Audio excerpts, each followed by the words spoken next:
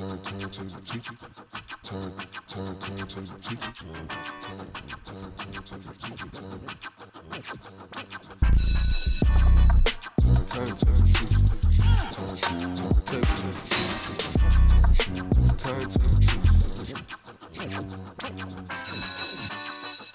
going on, everyone? I'm Mike. I'm Phoenix. We're the Turntable Teachers, and class is officially back in session. Here for another round of new singles recap. If you missed our first one that just came out a couple of days ago, make sure you go check that out. It's literally the episode before this. And we talked about 6 singles on that episode, and we got another half dozen songs from both of us. 3 that I have chosen, 3 that Phoenix has chosen. And we have not heard each other's thoughts on these songs before we get going. So that is the fun part of this. We get to hear each other's takes on these for the very first time. And you didn't shit on any of mine from last time, and I know you had mentioned there was one you did not care for. So I know it's going to be on this episode. I just don't know which one. I have a funny feeling which song it is. But I guess so we started with your song last episode, so I guess we're going to start with one of mine on this episode. I'm hoping this isn't the one because I love this song. We got FKA Twigs, Headie One, and Fred again with Don't Judge Me. Phoenix, is this the one you don't like? No, actually, no.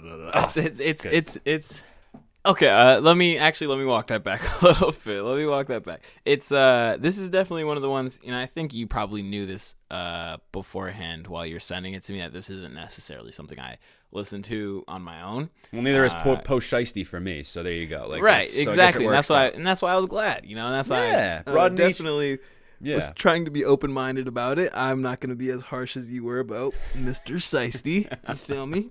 Oh, come on! Don't act like I was super harsh. Yeah, dude. No, you were really harsh. Just you should watch your back for sure. Just throwing me under the bus. Don't go to Memphis. Don't go to Memphis. Apparently not. Not.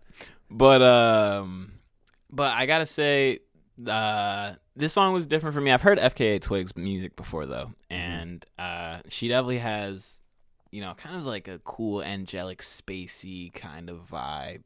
And I thought the song was really cool. I had mixed reactions to it, I guess. You know what I mean?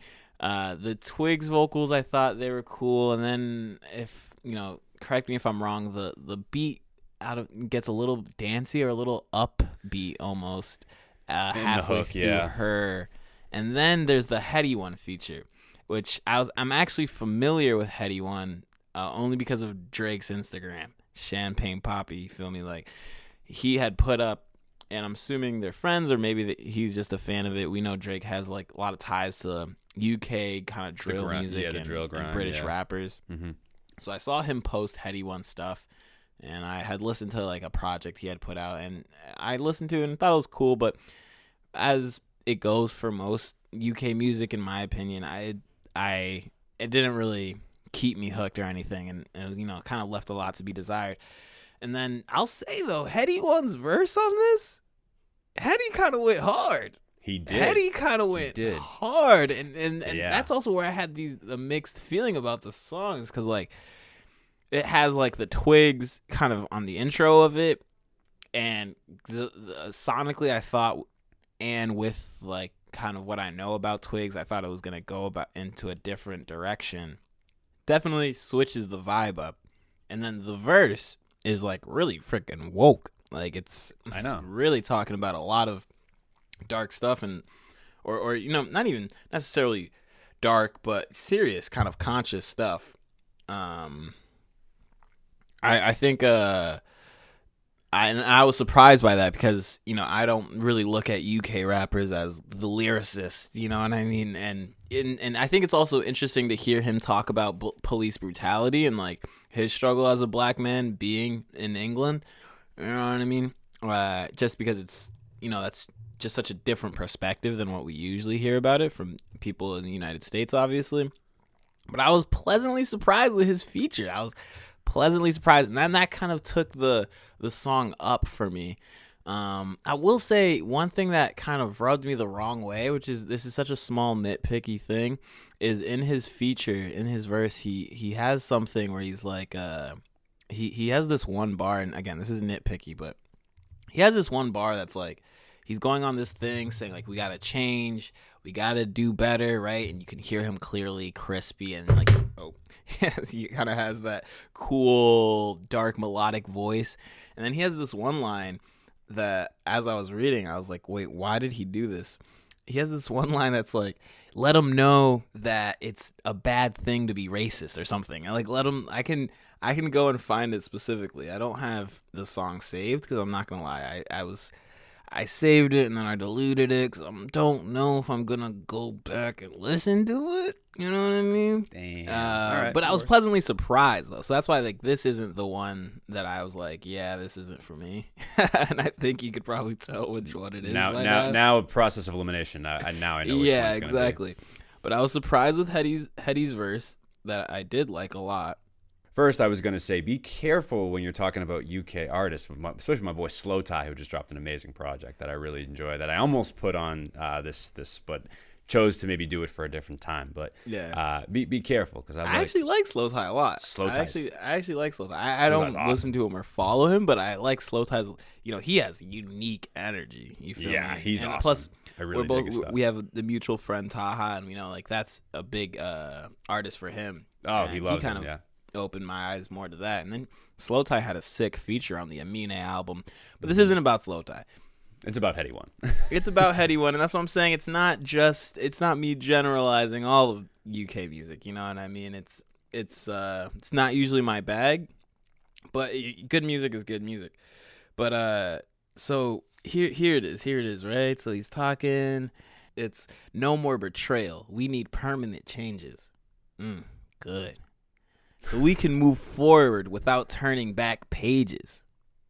Good, right? And like, mind you, if you're hearing this in the song, you can hear him clearly. It's audible. He's saying it, and he's saying it smooth. Mm-hmm. And then out of nowhere, in this next line, he goes, "Let them all know that it's wrong being racist." And then for some reason, that one line is like just drowned out by this like telephone effect. like it's like almost inaudible. Like if I wasn't reading the lyrics at the same time, I probably wouldn't have even kept it up. Which, like I said, this is like nitpicky, but that almost like threw me off for the rest of the verse. I was like, it felt like maybe he just like threw that effect in there to like be different, but it almost came off as if like, you know, he's like preaching all this, and then he's like, "Let them all know that it's wrong being like, you know, he like whispers it, let them all know that it's wrong being racist," and then he goes back into his thing, and and then that my kind of, you know, my mind went into a rabbit hole where it's like, you know, he doesn't want to divide his audience up, so I think like maybe he decided to like kind of drown that one out. So that again, that's a nitpicky criticism. But the Headie verse was surprisingly good. I'm not sure how Fred again is incorporated into this. I don't know if they're a producer or I think it's vocalist. Just production. I'm pretty sure it's just production for them. Okay, from what I understand of him, he does. I think when you were talking about some of the like the dancey, almost electronic styled parts of this song, I think he has something to do with that, if I'm not mistaken. I could be very wrong about that, but that was at least my impression. I'm less familiar with Headie One than I am with Fred again, but what I do know of him is that he is more of like got the more electronic thing going. So gotcha. That's where I presume, and I think it makes sense too because like I agree with you that, and that's why one of the reasons why I want to talk about this record is because FKA Twigs doesn't really gone over like production like this before, so that's why I feel like it almost has to be because of Fred again, like kind of having the contributions on exactly. Interesting to hear your take on this. I'm not shocked I'll say just to wrap it up, sorry. Go ahead. That's where the song felt just a little awkward. Like I liked the Headie verse, but then still had my little problems here. And then the front of the front half of the song just feels like it's not the same vibe as the second half of the song. Yeah. So that's why it's not my favorite. But it wasn't bad.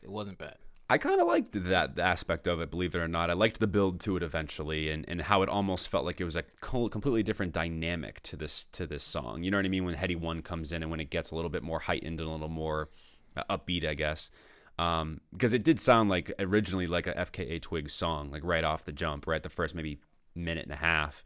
And then I'd say the last 2 minutes or so kind of go into the Headie One verse, and it gets a little bit more, like I said, electronic. I think I really enjoy the most about this, and especially in the early on in the song, is those drums that literally feel almost like a heartbeat, and then like Twigs's like gorgeous falsettos just kind of like blend super well into it. So I just love She's good for that. She'll always deliver with that. Yeah, and I loved her Magdalene project. I believe that's what it was called. From, I could be wrong actually. Maybe that was a song off that album. But I'm not always good with the names of albums after the fact. But her album from last year was, or well, I'm talking 2019, was so good. Yep, Magdalene, exactly. I had it right.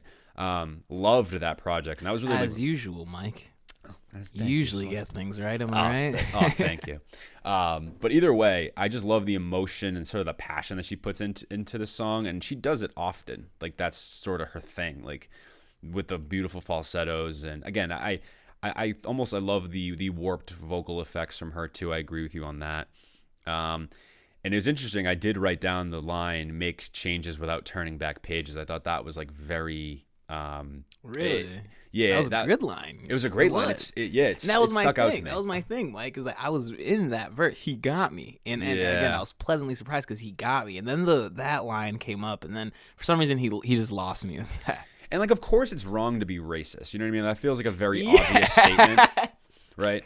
Like that is so not to like it seems it's so funny to me. Just like of course, let's put it out there. It's definitely wrong to be racist. it's not a hot take, I don't think, right? So I see what you're saying. Like he's getting all very like sentimental and deep with this, and then it kind of just is like, hey, don't be racist. It's like that's his thesis, like his punchline. Like it's like when I'm talking to my students about writing essays and sort of the norm of what people think is like, oh, your conclusion essay, you're just recapping everything you just said. It's like, no, your conclusion needs to be like bringing it to like the next, some kind of heightened level, kind of right? Synthesizing it all down in a different way. Right. With this, it seemed like it was just kind of like, oh, like that's what you're going to leave it on. So I kind of understand. And then and the way it got almost too warped. Like I think it was maybe too experimental. Yeah. And then I was saying the effect on that one line, it also just seemed misplaced to me. Yeah, like, it didn't make sense. For something I that's see so agreeable, you know what I mean, and not a hot take and not like controversial or even that edgy to say, after you just had like some sick, really like profound bars, to then like kind of just like it was inaudible, like you know what I mean. Again, I probably wouldn't have picked it up unless because I was reading the lyrics at the same time I was, and that was just an odd choice to me. Yeah, and another thing too, past the race aspect of it as well, because of course, you know, Headie One and both FKA Twigs, I'm sure, you know, are victims of racism and things like that. But I almost feel like too with FKA Twigs as well, you know, her "Don't Judge Me," you know, refrain as well.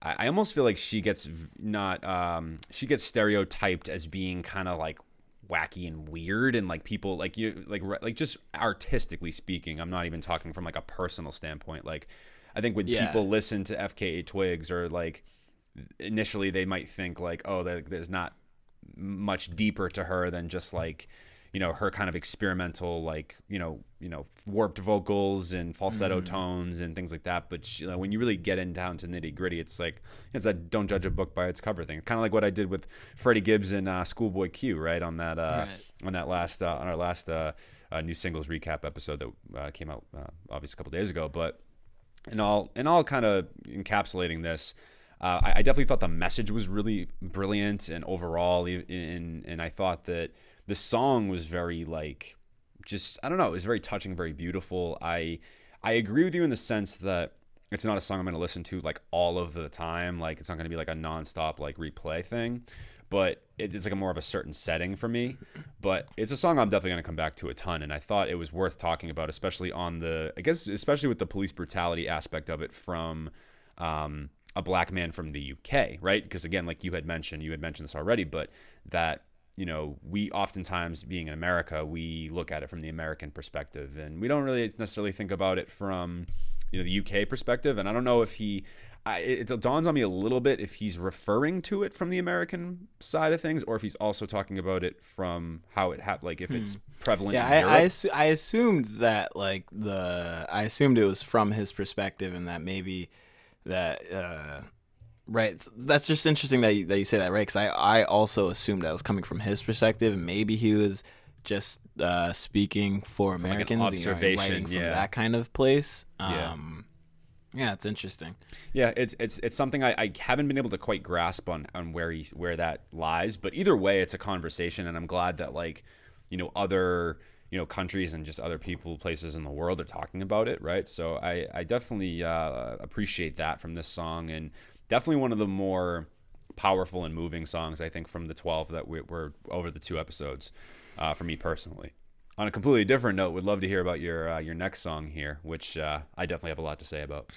So next we have Lil Durk, Young Thug, and Black on Stay, which I've been running this record back a lot. Honestly, it has like the perfect mix between like Black on the laid back R&B hook, and then the cool rap verses from Durk. And I think Durk even says some real like I don't even know if they're necessarily intentional, but he even says some kind of like funny, kind of cheeky stuff in here that is just entertaining, and his delivery is good. And then I'll say this, Young Thug's more of the forgettable part of this song for me, and I think Thug usually isn't very forgettable, Mm-hmm.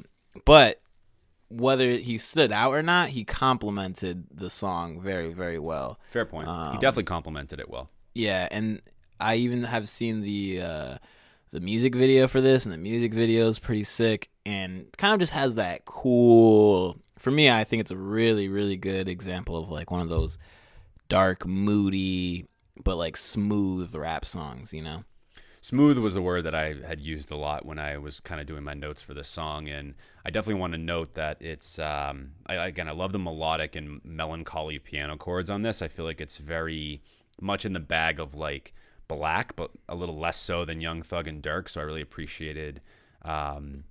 I guess the not I shouldn't say a risk, because it's not like this beat is not super risky or anything like that. But right, again, it brought into a different world. It wasn't right. bringing Black into like a straight trap thing. It was like definitely Durk compromising, going into a different kind of sound. Yeah, and I had talked about this as well when we talked about Pooh Shiesty, and I had mentioned that on that verse from Durk on that song that I thought it was just kind of like run of the mill and like kind of not forgettable, but just what did wasn't super impressive.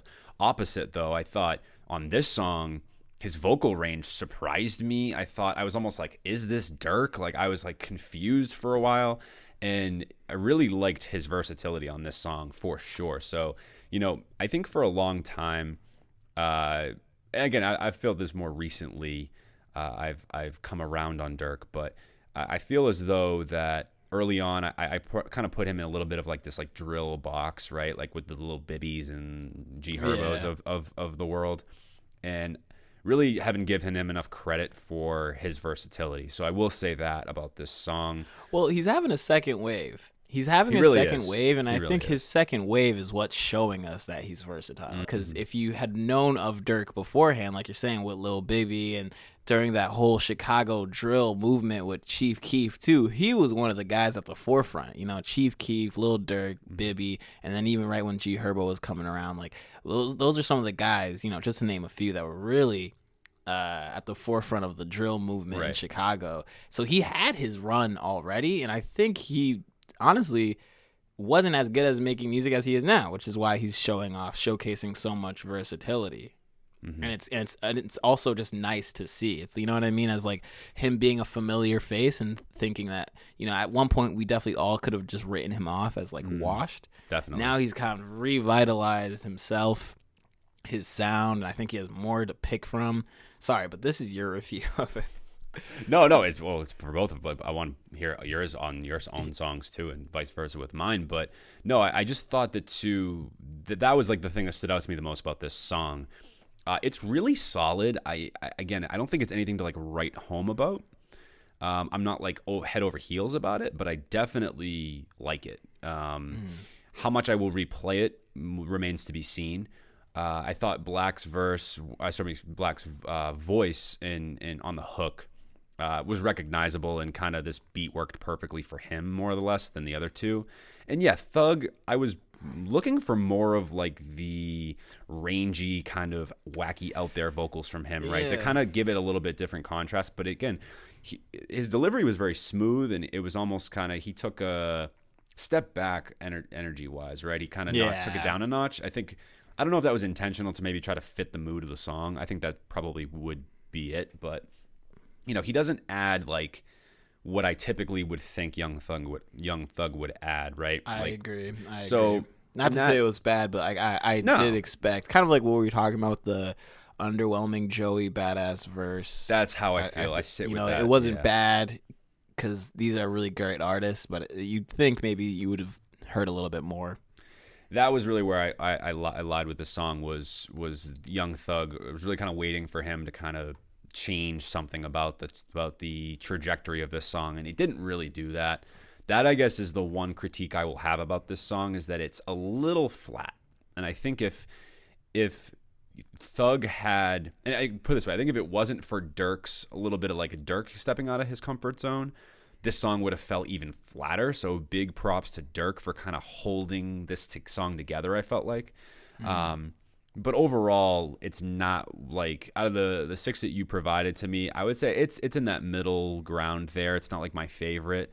Certainly, not to spoil it, but the Nipsey Jay-Z one was definitely my favorite of the ones that you had sent over from your list. This again probably sits in that, like, out of the 6, it's probably like 3 or 4. You know what I mean? It's not fantastic, but it's certainly like a passable song for these 3. So with a star-studded cast, was maybe expecting a little bit more, but overall, good song. I hear that. Good song. I think it fits. It fits well with the, like, you know, just like a very like slow tempo kind of like moody aesthetic. So it's fine. It's fine. I'll be real. It's driving music to me. Like, it's late night like driving music, that kind of casual. I want to listen to something upbeat. But like, I'm not trying to go party or nothing, you know what I mean? And I'm not gonna be paying attention to all the verses or anything. And I think there's some cool one-liners that Durk has on there.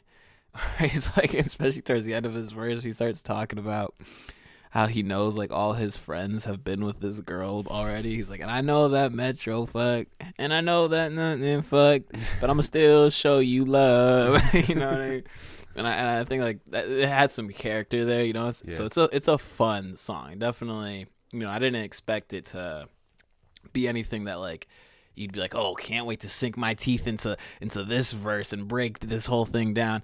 And I think I also, it's kind of a cheat code, man. You put Black on a hook, man, and it works just like, why would I not want to hear it? You know, like, exactly. You know what I mean? Black's incredible in that sense. He does a really nice job with those types of hooks, and on this type of production, he's really good. So yeah, man, definitely. It was a solid song. And then I guess this is a good segue, because I think sonically this next song sort of would fit in this sort of like drive around playlist of some sort, right? Casual look, but I like this song a little better personally. I got Lucky Daye and Tiana Major 9 with On Red, and I really want to hear your thoughts on this one. What'd you think of this track? Fire. Isn't this song so good? Fire. This song is incredible. Fire. This song is incredible. I was upset. I didn't know this song. Kind of the same way I was upset. You know, that's what's so fun about our little thing we have here is that like we're both music heads, and there's so much music in the world to listen to that's hard to hear all of it. So that like when you put me onto something, I'm really appreciative, but like also like the music head deep down is like, damn, I should have been on this. Like I should have known this. You know what I mean? Exactly. Because I'm a huge Lucky Daye fan. I loved that album, that last project he had where like the lead single is Roll Some Mo. That project was hard. The Roll Some Mo song was hard. Even the remix, he put a little dance hall remix out there. That was hard. I think Lucky Daye is like on track to being one of the like a big R&B act with like a lot of longevity in the future. I thought maybe Roll Some Mo was gonna be his breakout things where he's like there. I don't think he's there just yet. This song is doing numbers, though, I gotta say. The On Red is doing numbers. Oh, really? Yeah. Well, that's amazing. I wasn't familiar with Tiana Major 9, but she jumped on a song with Earth Gang last year. For the Queen and Slim soundtrack. The song was called Collide. It's really good. Okay. It's more Johnny Venus, actually, singing, actually. So Dr. Dot's not even on it. So it's Johnny Venus and her kind of like trading back and forth, like very melodic, vocals, and it's a fantastic song too. But I definitely, as much as I like Collide, I think I like this song even more. And conceptually, it doesn't seem like it's anything like, groundbreaking, like, oh, you left me on red, like, cool. But in all, like, let's not even front, just sonic appeal of this song. Ridiculous vocal performances, the range, the sonic appeal, the accessibility of this song. I think they just complement each other so well, especially when they do like that second hook where they sing in those harmonies together. And I really just enjoy the back and forth male female perspective on this song, like from being left on red. And I think even though topically it's not groundbreaking, it's very relatable. So I think maybe that's why it's doing so many numbers, because you can it's just so easy to sort of, I left you on red. Yeah, definitely. And it's one of those things, I think, right? Like kind of like how we talked about, how the Arlo Parks line in Hurt resonates. Like, wouldn't it be nice to feel something? Right. It's like plain language, and like maybe even things we've heard people like comment on before. Or say, exactly. But when it gets delivered the right way, it can really, really resonate on deeper levels. And I'll say, like, I didn't even pay attention that much to the songwriting, because there is kind of like, I get the gist of it. It's a lot of plays on blue texts and not replying, and then it opens up with a little zoom, zoom, little iMessage sounds, and like that's cool. And so, yeah, thematically, like, that kind of imagery is not super groundbreaking, but the vocal performance is what I was here for, dude. And it's like, Lucky Daye's a beast. Tiana went off. Like, I definitely thought they were real LeBron and D Wade kind of tag team. I like that. Yeah. It was definitely a match made in heaven, dude, because it sounded great. And again, this is one of those songs where I was like, damn it, Mike, I should have had this. I should have been putting you onto this, because I love Lucky Daye. I really, really do. And I love, I'm a big R&B fan, so whenever there's like somebody bubbling up, that's really good. Especially male R&B artists, honestly, even though, not to say there's, a lack of male R&B artists, but girls have been running it.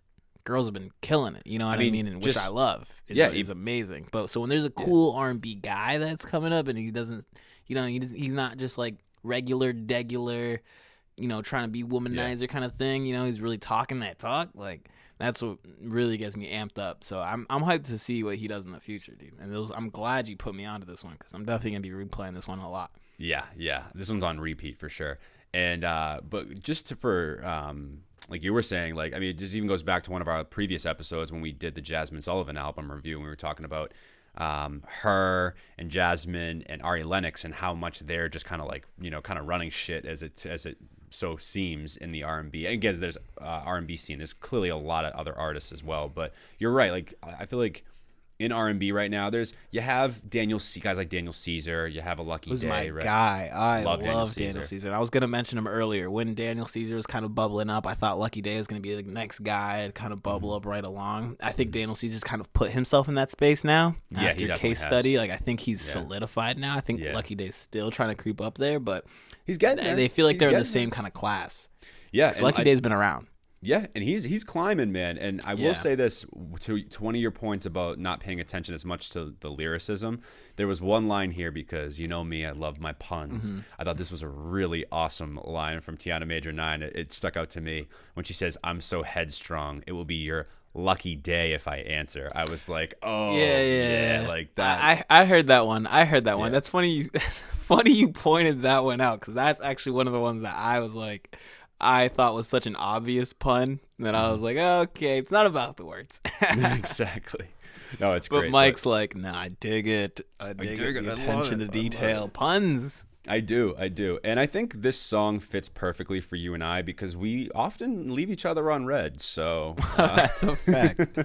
That's a fact, though. So, anyway, but love to talk about your next track here, which is again off of the Judas and Black Messiah soundtrack, man, and two of other Dreamville, I guess, affiliates, right? I guess you could say they're not exactly in Dreamville, but they're more affiliates. It feels like Dreamville wants to claim them, right? They totally do. They were big parts of the Dreamville comp tape. Oh, yeah. So, but we're talking about Plead the 45th with Smino and Saba, and I just think that title honestly is like gangster. Like, sick. and then So like sick. all of the other, plays on like I'm just gonna be silent. It is my right to be. You know what I mean?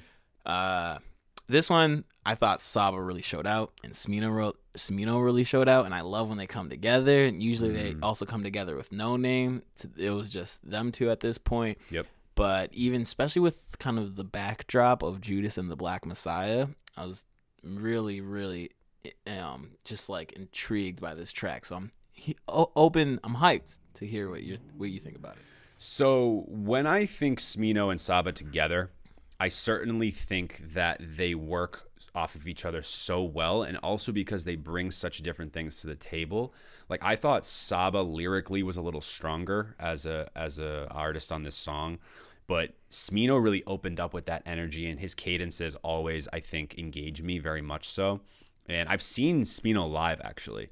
Really? And he had a live band behind him. So if you're just thinking about like how he just if you can think of his music, like I don't know if you necessarily would think like live band, but it works so well I can when see you hear that it. honestly. After Black Swan and Black Jupiter and Anything off Noir, like a lot of those songs play really well. Those are with, like, a live band. he has that jazz rap kind of element. Oh yeah, oh yeah. And Smino, it's interesting because I feel like because of his delivery and his cadences, I'm not actually thinking about. It's sort of like your point to the last song with On Red. It's like I'm not normally thinking about his lyricism necessarily, like because I'm so kind of in tune with like the sonic nature of it, because I almost feel like with it's Smino, so unique. Yeah, Smino's so unique in that way. He's so musical. Yeah. That's what makes him interesting. His voice almost feels like an instrument to me, less Yeah. so than like it is vocals, because of what he's able to do with his voice. So I thought that they both actually played to their strengths on this song, even though not saying Smino didn't have like heady bars or anything like that, because he did, Right. but it was more. And he about that does. for me. He does have a lot of really dope lyrics, especially on his catalog. Like he definitely pays attention to the lyrics, but it's hard for you, I think, as a listener, for us as listeners, to even pay attention to his lyrics because he can be so out of this world with his delivery. Right, and that's more my point there. Not discrediting his lyricism whatsoever, but I love the double entendre, the play on words of like the 45th, like again, like you said, pleading the fifth with civil rights, but also like fighting back with like a 45 pistol, like that reference, right? So I almost wish this song was a little bit longer, believe it or not. Like I thought it was very quick hitting. Actually, I agree with you. With you. It more or less like Saba's verse. I almost felt like I wished it was a little bit longer, but I'm not complaining. Put it this way, like because I do really enjoy this song. It's again not at the level of what Jay-Z and Nipsey dropped on this project for me, but it's really, really profound and good enough for me to like be a song that I'll definitely come back to. So I was pleased to hear this one, and yeah, I thoroughly enjoyed it. So great recommendation. Any bars that stuck out to you? Because I think I had one or two that stuck out to me, and I definitely wasn't surprised. We kind of talked about Smino a lot right now in this little breakdown, but Saba, dude, always delivers, man, and I'm not surprised that he was the more lyrical one, because He usually is. I think that's more of his bag, his straight up bag, but his flows get ridiculous. And yeah, did you have any bars that stood out to you at all? And really just the more or less the hook, I think, was like what got me, right, with the double entendre on like pleading the 45th. So like that was really what stood out to me most. But as I listened to it a little bit more, I think with some of Saba's bars, I feel like they're gonna stick better. You know what I mean? Yeah. As I listen to it further. Yeah, I mean, honestly, now I'm looking at the bars. There's like so much to pick from because I know, remember that's the so other many thing, of too. them. So it's like I won't highlight any of them. But yeah, I loved like you said, like you put out kind of to wrap being a full circle is like the constant wordplay about like I'm gonna use my right to remain silent. I'm also gonna use my right to fight back. Exactly. And Saba has stuff where he's like, I don't know what's gonna kill me in Chicago, like a pothole or the police. Like it's either one, Like that was actually a sick line. It was a really good song, and I'm very, what I feel like it's interesting too. Like I feel like once I watched the movie, because I haven't seen it. Like we mentioned on the last episode, we haven't seen the movie, and I really want it. Like that's probably something I'm going to do this week or even this weekend is watch that movie, because I really think it'll kind of put it all together for me once I watch the movie. So, but yeah, man, great track, great recommendation here. Really, really excited about these two. I hope that they put out more this year, because I feel like we haven't gotten really any like music from either of these guys, but other than like the Dreamville stuff from 2019. Like they were very quiet in 2020. I feel like there was a Saba single that came out in 2020 that I liked a lot. With Denzel, he put out a two pack, Mrs. Two-pack, Whoever and Something in the Water. That was actually really good, and that was good to hear him. But I agree with you. I jumped to this record when I saw it on the soundtrack because it was like, oh, I don't get enough of these guys. You know what I mean? Right, and whenever they link up, have you heard their music they've done with No Name? Like, you know how? Oh yeah. Like them and Smino, Saba, No Name have their little like trio. And there's a guy. Things are fire. And there's a guy named Felix, not Phoenix, Felix, who also does some work with them too, like old stuff. Like, there was a tape that Saba did that's escaping me right now that I really like. But there's this song called "World in My Hands" or something like that. Oh, Bucket List Project. Bucket List Project. Yeah, loved that shit. I loved that. I loved that song too. Bucket List Project. Yeah, that's World in My Hands. Even though it's West Side Bound 3 was really good. Church Liquor Store with No Name. Oh my God, that song is crazy. I mean, that song just is an amazing song. Like, not even in the context of Smino's like discography. That was one of the best. I mean, yeah, Saba, like, that's just one of the dopest songs ever. With Smino, my biggest thing was I loved Noir. The Black Swan was good too, but like the first five. Really, that's where we might have to talk about that. We might have to have another episode. I got lost in Noir. Yeah, we might have to be a different episode.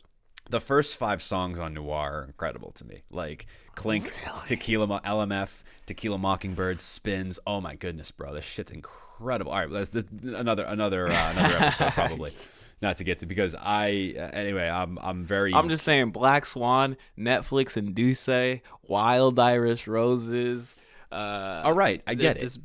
It's a good project. I totally agree. It's a good project. I'm not fronting at all. And then of course No Name, when she dropped one of her older albums as well. Like, they were all over it. Yeah. So I'm and Mick Jenkins, like, that's like Jean Doe, I believe is how she pronounced her name. Like, that whole kind of circle, I guess, they make some really solid music, man. So yeah, I've been a fan of theirs for quite a while, but. This sounds like, by process of elimination, that this upcoming song that I chose is the one that you do not like. And I guess I'm not so surprised, but I am a little bit, because I thought the vibe was really great on this song. And it's with one of my favorite artists, really just like almost of all time, Gary Clark Jr., who doesn't really provide any vocals, but does guitar. But we have Sir Sly and Gary Clark Jr. with Citizen. Not too actually familiar with Sir Sly before this. I think this came up on my Spotify release radar, because I like Gary Clark Jr. so much, because his album This Land from 2019 was in my top 10 albums of that year. Again, he's more of like he does all different types of genres of rock. Gary Clark Jr., if you're not familiar, is probably one of the best guitar players in the world right now. Yeah, I'm glad you tuned me in though. It's funny you say that, because you just helped me figure out. I was wondering, like, when's this Gary guy come in? And I was like, who?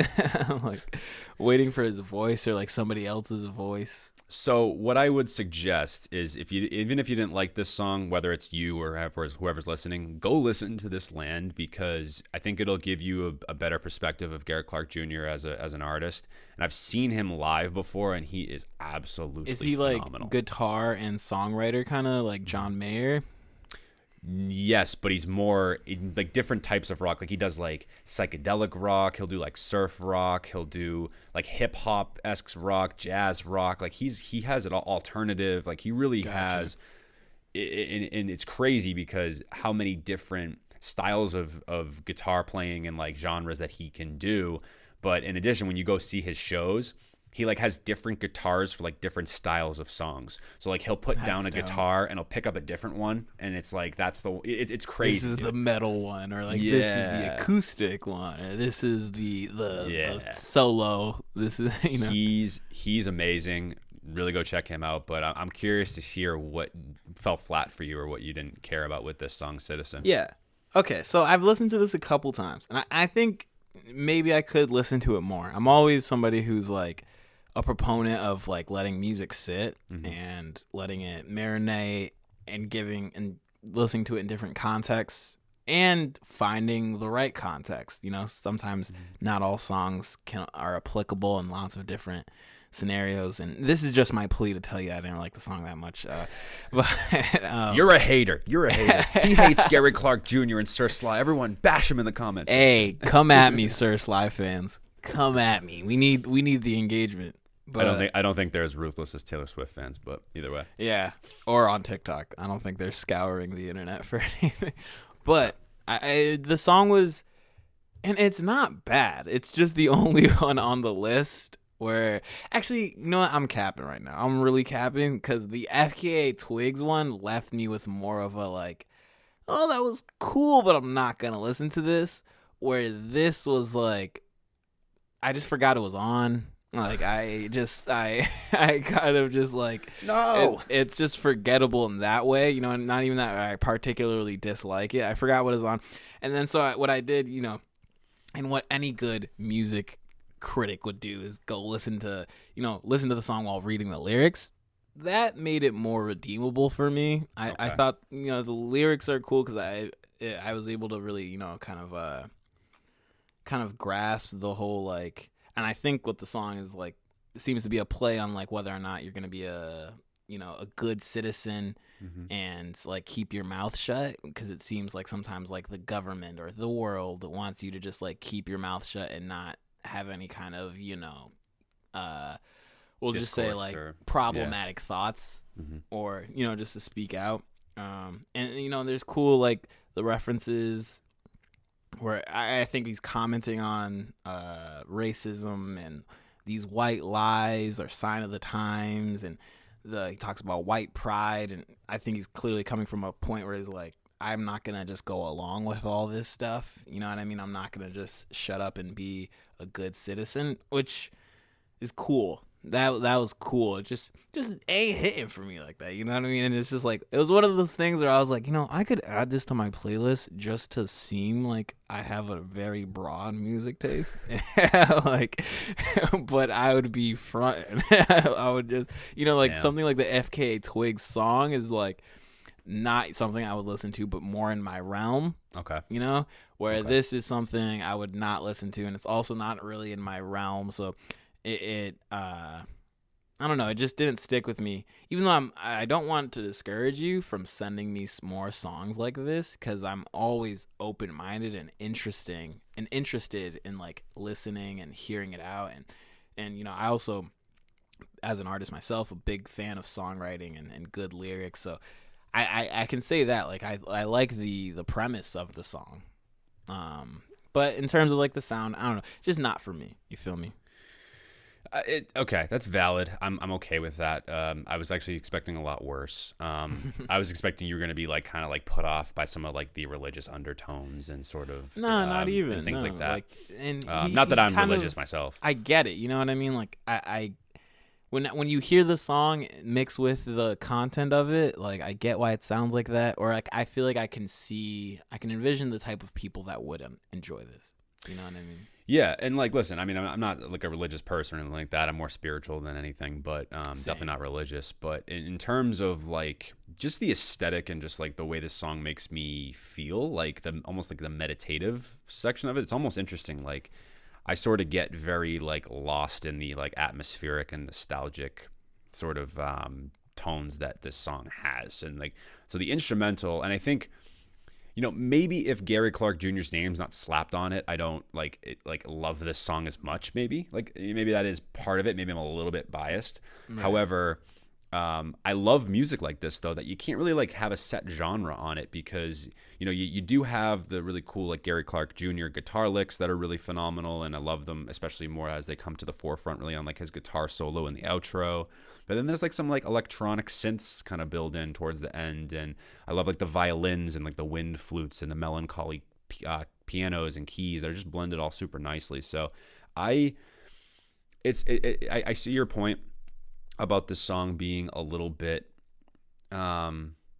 I guess just not underwhelming or flat. Maybe those like the wrong Slow. words, but slow. Maybe Sure. slow. Slow is You probably the called best it word. meditative. I think one person's meditative is another person's like sleepy kind of music. Fair enough. So and No, it's fair I can enough. definitely appreciate the instrumentation. Like I like hearing the beat and all the instruments behind the voice. It wasn't like it wasn't like a strong dislike or anything. It was just like, oh, this is very forgettable for me. Interesting. Yeah, I guess the vocal. Although again, I do like his vocals because I kind of think he has like an interesting like vocal complexion. I think it actually has some personality to it, and so I definitely enjoy it from that perspective. And I really enjoy like the "Good Luck on Love" refrain in the hook and sort of how he's discussing. I like that too, actually. Yeah. I did like that. I thought that was a good little line. That was a nice line. Yeah, and that way he gets like very passionate about it, and sort of like the reverb that's kind of put on the hook there. I thought was really well done, and yeah, topically again, just more discussing like you had said, like just kind of referring to like this white pride and racism and kind of like not kind of sticking it to the man. You know what I mean? Like not pulling or not just being quiet because. Not willing to be a bystander. Sure, exactly. That's a good way to put it. And I also thought too, like I thought he talked a lot about just some like the tribulations of kind of just like also like opening up as a person, like sort of like the refrain or the restraint that sometimes we have to like be ourselves. Not necessarily like putting pressure on us to be perfect, right? Especially in like a quote unquote cancel culture. Like, some of these discourses are important, but like they're going to be uncomfortable conversations sometimes. So just kind of having that conversation I think was really, really important. So, I mean, I love this song a lot, clearly, because I was like, I wanted to talk about it. We actually talked about that off air about maybe including some songs we don't like instead to be a little bit more. So maybe we'll do that for the next new singles recap. Maybe we'll sprinkle in a song that we don't typically enjoy. But overall, man, this was like one of the songs that weirdly enough I just keep coming back to. And I know it's not your thing, but I highly, highly suggest going to check out Gary Clark Jr.'s This Land album because I think it'll give you a little bit more of a perspective on why I like Gary Clark Jr. so much. So Gotcha. Oh, definitely. And yeah, like I said, I don't want to discourage you from sending stuff that's out of my field. Absolutely. Because I'm totally up for it, and if anything else, I can always really just appreciate like the effort of a good song. You know what I mean? Yeah, and I like broadening my horizons. That's like a big thing for me, like in my music, especially as I get older. And like, I mean, again, it's funny like because the Pooh Shiesty record. You know what I mean? Like I'm trying to broaden your horizons, and you're acting like an old guy. Yeah, fine. Maybe this is more of an old guy song, sure, but anyway. An artist that I can't wait to talk about. This is our last song for this episode, and this is yours. And I'm very thrilled that you brought this to my attention because Wale I've lost a little bit of track of Wale recently after his Wow That's Crazy album. And so I'm glad I got kind of like refocused on Wale. So I'd love to hear about this song and why you chose it. Yeah, so this is Good Vibes by Wale. Good Vibes in commas, not in commas, in parentheses, za, It's a real stonery, smoky kind of song. But Wale, I think, just delivers with the wordplay as usual because Wale is a top-notch lyricist. Like, I think whether you like his music or not, or like him as an individual, like I think you have to be crazy to like take that away from him. Like he's nice with the pen, bro. He's nice with his words. But the hook on this is super vibey, and I don't even know, is it even a consistent hook? But it's like it's a vibe, if anything. And I'll say this: what I really wanted to send you was Wale and Gunna on their last. They had a little single recently that I'm forgetting the name. Flawed. Okay. So that was like at the end of 2020. And that one hit like, and I think it's actually also been doing like good numbers just like in terms of like Billboard and streaming. But Wale and Gunna, I honestly wasn't sure how that was gonna mix. And Flawed, I thought they hit it out the park. It's like a super, super smooth track. And so that was kind of similar to your point. Like that was me being like, oh snap, I lost track of Wale for a second. Even though he drops high quality music, and when he does drop, I always check it out. But I lost track of him for a second. Then he had the Gunna record, and it wasn't like a reach for like a trap sound. He really brought like Gunna into this cool, moody, melodic trap sound that I think fits better with Wale, but he incorporated Gunna like perfectly. So then with this song, Good Vibes, actually it's funny that I said that earlier. It's a vibe, and that's what it's called. No pun intended. But it was kind of for me like, oh, here's another one where it has some trappy kind of instrument, a trappy kind of beat, but he's still in this more laid back kind of bag, and so it has like just like a modern rap kind of instrumental, but with Wale rapping, doing what he does, and the content, as somebody who be dabbling, myself, and with the herbs, like it's just a cool song you can throw. You feel me? Just throwing in the background and just spark up and kind of just have a relaxed kind of session. And I thought it's even better for me. I enjoy the song more because I like seeing Wale win, honestly. Yeah, I think he's always had it. He has a reputation of like feeling unappreciated. So whenever he does have a big song and it's also good, I like seeing him win.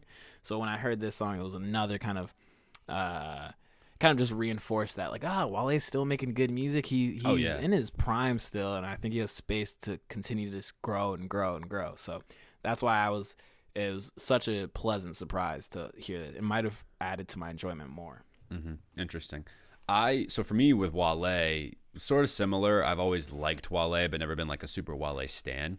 But While That's Crazy, his 2019 album, I absolutely was really good. Oh my God. I thought it was one of his best, maybe of his career. And really, and that really enforces it for me as well, that he is still in his prime, or like he's very much still in it. You know what I mean? It's like when we talk about, even like sports players, right, or athletes, I should say, right, that you might think they're necessarily like out of their prime or whatever, like maybe LeBron James or Steph Curry, like nope, they're still in their prime, man. Like he's on that level. Like maybe I wouldn't say he's like the LeBron of hip hop, but maybe he's a Steph Curry, right? Of course. He's a top gun, and he was a top gun when he initially broke out in his freshman class, and then I think he was disappointed, as maybe other people were, with like his performance in the mainstream, and then he kind of built a reputation of being upset about that, and I think he got wrote off. But I think kind of similar to like Lil Durk, he's I don't think he's quite having a second wave in the same way that Durk has, because I think he's always been present, but I think he's having another, I don't know, it's just another Wale resurgence where I think people are picking up on him again. Yeah, and exactly. And that's why I love Wow That's Crazy so much, because there were so many different unique styles that he played into on that one that really, like, for me, just spoke to his just artistry and brilliance as an artist. And I've just been very impressed with him over the last couple of years. But notably in 2020, I don't know if he dropped a ton of music, but I wasn't like super keen on Wale in 2020, rather than just Wow That's Crazy, like replaying that a bunch. Yeah. And again, if I'm ranking like my favorites of yours over the last two episodes, this is probably my second favorite behind What It Feels Like. And I think topically as well, it plays excellently with that song and Plead the 45th, with a lot of his bars here, where he's talking a lot about, again, I know that's kind of the thing to talk about right now, obviously, is kind of like, messing with politics and government and big government and things like that. But I love some of his lines here when he's saying like, losing my cool, I'm losing my patience, you using your stimulus just to lose it in Vegas, like, people getting these stimulus checks, right, just blowing it on crazy stuff, right, it's like dumb things they don't really need. And and it kind of just shows like where we're going as an economy, like economically speaking, that people are kind of just like frivolous with their money. And I really liked another line too, Wale the economist. Wale exactly. And I really liked another line too, where he says, I leave my weapon by the speakers so they hear me clear. I mean, the money be cool. I did amazing this year. I mean, I'm famous, but I'm drained. I need some prayer for real. And I think that, again, that speaks to like that line too. So cool, because I think it speaks to as well like where a lot of people are at in the sort of aftermath stages, I think, of COVID-19, right? Where, we're all very drained from this, all drained from like, listening to the political jargon that was happening on television all the time and hearing about it constantly. Like, It is. I think just going through what we've gone through this last year and a half, or well, yeah, roughly about a year now. It's in total, but I think it's been a very draining thing, and it's just a lot of bars on here, like you said, that I really just loved, man. I loved how he's talking a little bit about like the contradictory mindsets of like the riots at the Capitol versus like the BLM protests, and how like some people in the limelight, or even that are like people of color or black, like a Candace Owens. He calls her out on this. And then like the last line here that really like really resonated with me a ton too, is it says, "And patriotic energy iffy in 21, because 2020 showed me my vision was truly blurry. I'm tired, I'm fried, we all need a reset." Again, so just kind of going off of or reinforcing, I guess, the notion that like, man, we kind of need a break. Like I think and a lot of us do, and are feeling that, right? He's not the only one. But yeah, like you said, like the tone of the song and like the production, sort of the engineering and sort of all the different sounds he was playing with, it's very upbeat. It's very, it also has, like you said, it definitely has a stoner feel to it as well, but it's certainly a song that has that substance in the lyricism, where it's not just a song that's like an upbeat song to like enjoy, right? And so. there's a lot of social commentary on there, and similar to what Jay did on what it feels like, where he comments on the Capitol. Wale has the bar, "I seen the Capitol building full of a bunch of rioters, looters, and super white people that was getting too rowdy. You do that and you black, they gonna clap you and hug your mommy, like, cool story." Like, you know what I mean? Like, yeah, definitely a lot of deep social commentary. But I love, and maybe it's because I'm a stoner, I don't know, but I love when it's, and I think it's very classic hip hop, to kind of have like some real social commentary stand in juxtaposition to like just high half-baked thoughts. You know what I mean? Kind of like Cole's "High for Hours," and a lot of we'll say like the weed rappers will like have these songs where they're like, "Oh, this is just a session of us just getting baked and spitting whatever we want," and usually what that's supposed to kind of hint towards is like, we're gonna devolve into these like crazy tangents about the government and Big Brother, because that aligns with that same kind of drug culture.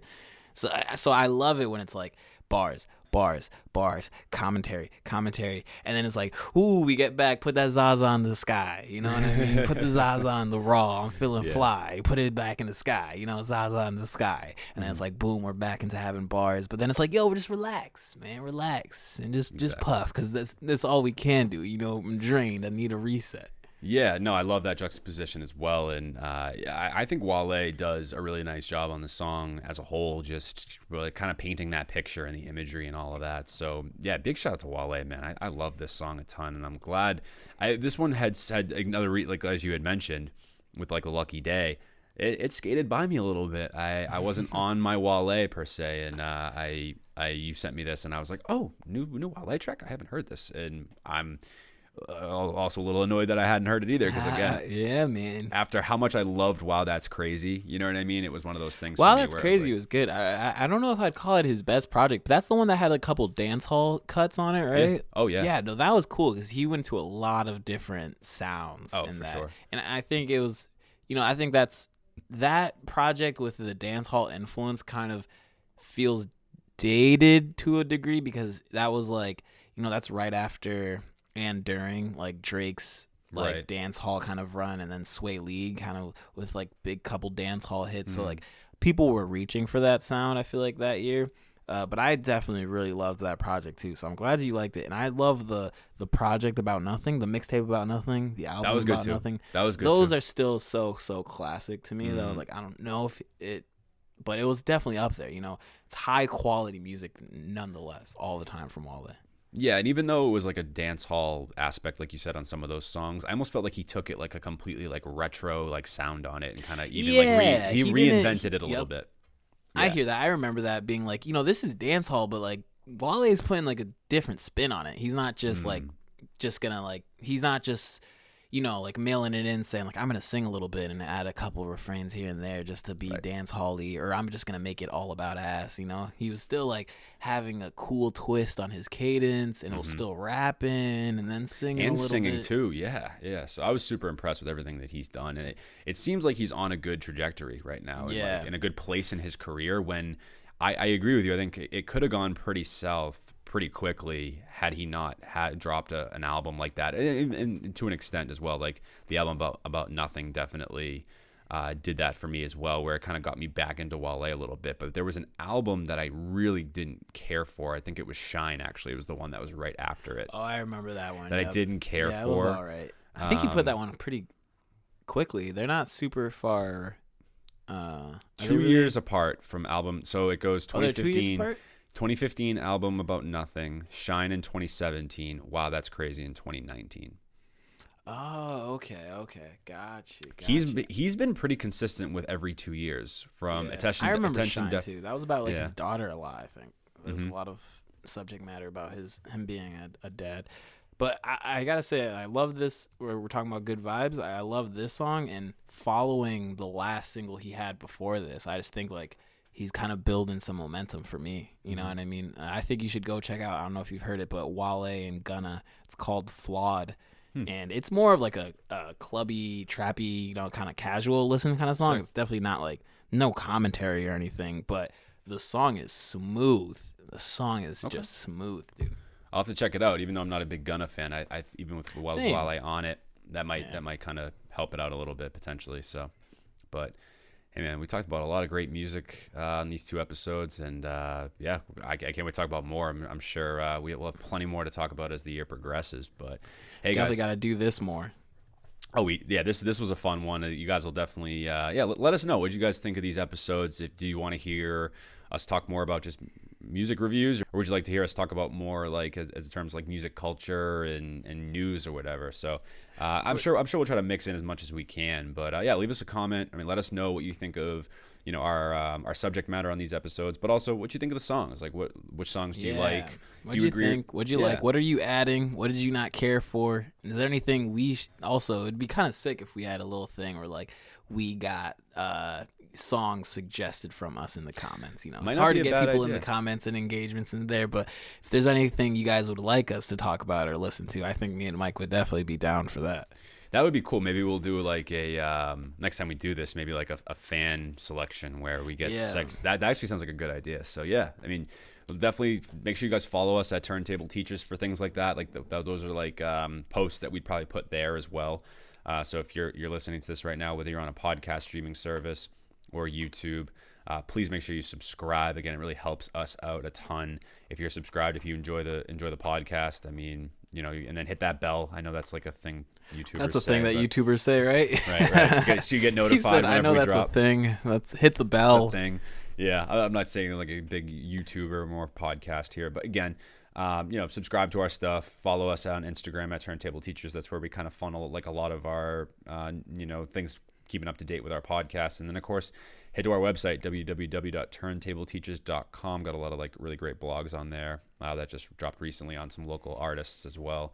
And I think maybe that'll be another thing too. Maybe we'll sprinkle in some local, music reviews as well. Oh, we got to get into that soon. That'll actually, be fun that's a really good point. Yeah. So a lot more to talk about from Phoenix and I, but definitely give us a follow and let us know. And if you didn't hear our first new singles recap that we dropped a couple of days ago, make sure you obviously go check that out as well. That's the episode prior to. Also, leave a comment if you love Mike's sweatshirt, because it's hard. Yo, can I show you something real quick? So my girlfriend made this. Oh, what? So ready? Watch this.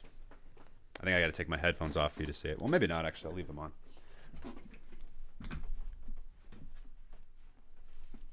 Oh, that's sick, dude. Wow, she made that? Holy crap, dude. Yo, shout out Scarfo's girl. Shout out Carissa. No, but in all seriousness, she has this thing called the Cricut. It's like you can like make clothes from it or something. Like I actually just heard about that. That's so funny. We're trying to make clothes for the studio, and somebody just mentioned like, oh, I know a person with a Cricut, and we were all like, what is that, bro? fresh as hell. And Yeah, it looks like real merch. Doesn't it? I know. So I mean, we can't sell it obviously because whatever. But like in terms of like making like cool clothes like that, like her and her sister do like really cool like stuff. They did like there's this cool thing. I'm actually glad you mentioned this because we might have a merch giveaway, a custom merch giveaway coming out pretty soon actually. So that's I'm glad you said that because something that my girlfriend Chris and I shout out Carissa, something we're in the works doing for you guys, and it's gonna be really cool. I'll put it that way. Some of the merch we're gonna get out there. Wow, what an excellent segue right there. Come back next week because who knows what Mike might be wearing, dude. I might have something completely different on us.